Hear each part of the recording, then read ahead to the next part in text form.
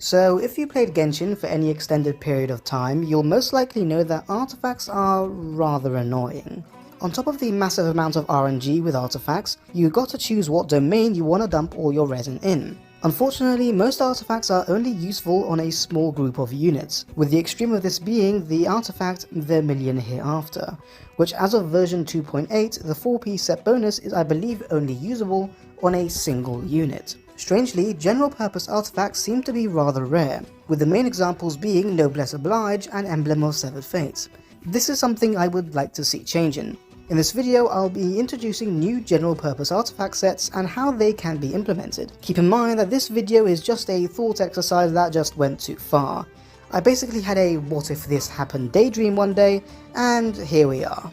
Obviously, if you have your own ideas for an artifact set that you want to see in Genshin, or anything else you want to see in Genshin for that matter, you can always tell me in the comments. I would love to see what you can come up with. Anyway, let's get right into it. You probably know that some bosses drop these Elemental Tiara artifacts. These only come in a hat variant and are the only artifacts to have a one-piece set bonus, being that the equipped character is affected by an element for 40% less time, with that element usually being the element of the boss you just defeated. This will be the basis of the general purpose artifacts. Artifacts with simple but powerful one-piece set bonuses that only come in a single artifact type. Although the ones already in the game are hats, for my idea this will only be available in timepieces, and the reason for this will become clear later on. The main reason for having these artifacts as one-piece set bonuses is that it allows the character using it to still have their best in slot 4-piece set, with these artifacts basically being the cherry on top, if you will, increasing the character's damage potential a slight bit, while still allowing them to use their best sets. The artifacts will come from their own domain. Like regular domains, this will have 10 5-star artifacts that are able to be dropped from it. However, instead of being 2 sets of 5 artifacts like regular, it'll be 10 sets of 1.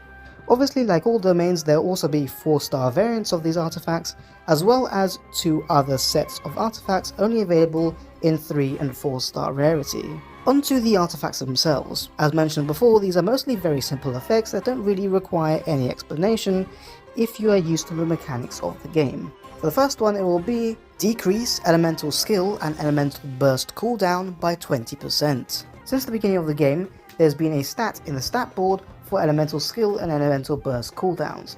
From my understanding, this has never actually been used, and I don't really understand why. This will obviously change that. Charge attack stamina consumption will be decreased by 40%. Charge attack damage and attack speed will be increased by 10%. This artifact will be really good on Catalyst characters, reducing their 50 cost charge attack down to 30. The increased attack speed will also help, as most Catalyst characters have a rather long charge attack animation. Obviously, this artifact can be used on other characters that use charge attacks as well, for example Kaching. Normal attack damage is increased by 8%. Using an elemental skill increases its effects by 100% for 8 seconds. This artifact is obviously very good on anyone that uses normal attacks, and especially those who use their elemental skill to gain infusions on their attacks. Think Yoimiya, Ayato, Child, and technically Hu Tao. Attack speed bonus of 9%. This is just self-explanatory, your attacks are faster. Critical hits increases crit damage by 8% for 7 seconds. Maximum 3 stacks.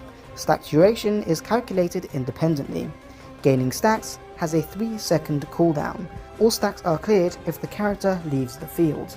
This artifact will be very good on any unit that stays on the field for a rather long time, and possibly even bow characters who get automatic critical hits by using charge attacks on enemy weak points. Increase energy generation from elemental particles of the same element type as this character by 50%. Basically what this means that if, for example, you are a pyro character and you absorb a pyro particle either from yourself or from another party member, the energy gained from that pyro particle will be increased by 50%.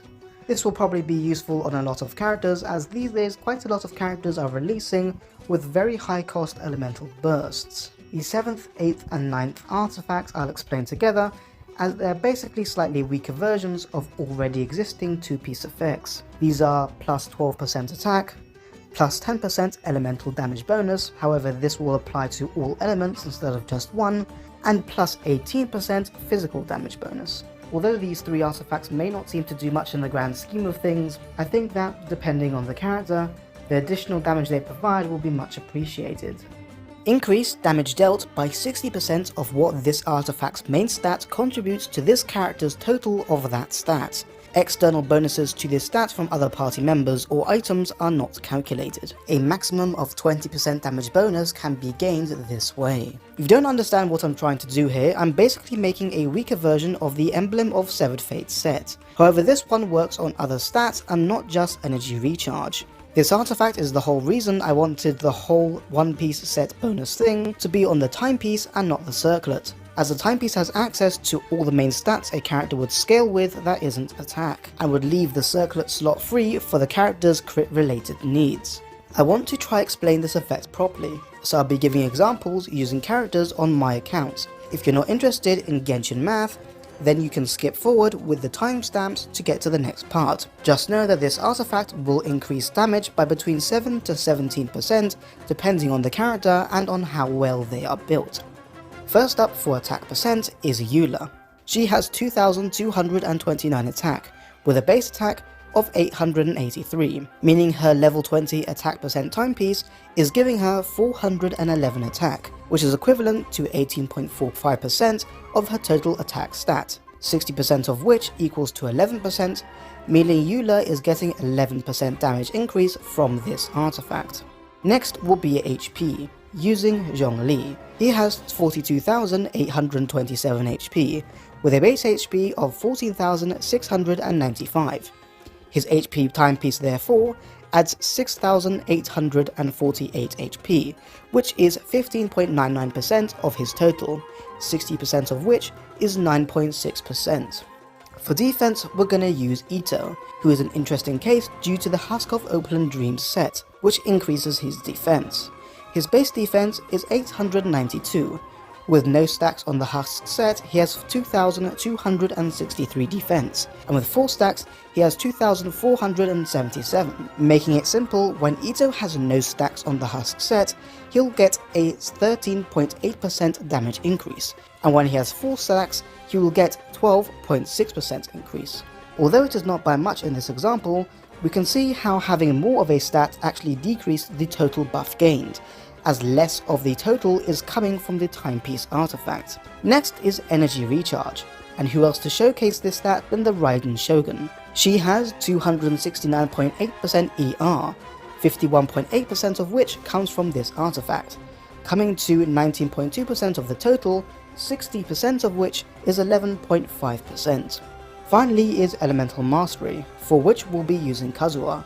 He has a total of 758 EM, and a level 20 EM artifact gives 187 EM, which is 24.7% of his total, meaning he gets a damage bonus of 14.8%. As we've seen with Ito, the more of a stat a character has that doesn't come from this artifact's main stat, the less they would get out of the damage bonus. For example, we just said that Kazuha has 758 EM and gets a 14.8% damage bonus.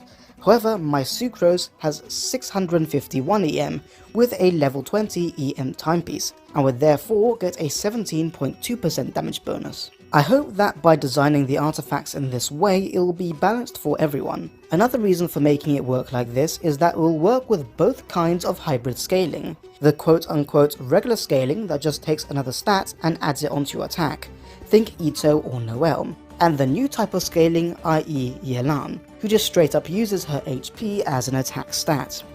Obviously this system does have its flaws. For example, this domain will still be affected by the ridiculous amount of RNG artifacts are put through. However, that's one of the reasons I think a one-piece artifact system would be the best place to pour your resin into, as even if, for example, you get an attack percent artifact with really bad substats, the fact that you could be getting a 20% cooldown reduction on your abilities alongside it may actually push you to use that artifact as your off-piece until you get something better. Anyway, that's all I've got to say for now on the subject. Keep in mind that this script is being written before 3.0 and Sumeru releases, and that may change things for the better or worse. But what do you think about One Piece sets? Or do you have a different idea that you think can work better? You can always let me know in the comments. But that's it for me for now, and until next time, see ya.